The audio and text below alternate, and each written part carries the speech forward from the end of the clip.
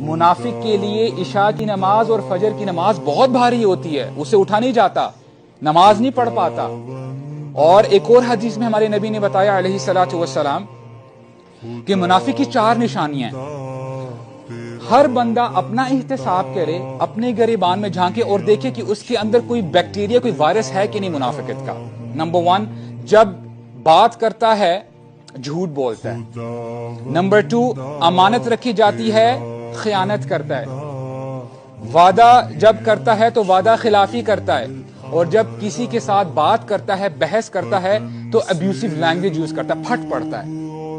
और हर बंदा ये देखे कि आया ये प्रॉब्लम मेरे अंदर तो नहीं है। अगर किसी बंदे के अंदर अनफॉर्चुनेटली इसमें से अगर फॉर एग्जांपल 2 प्रॉब्लम्स हैं, then 50% the germs of hypocrisy are there in him, in that person, उसके अंदर है।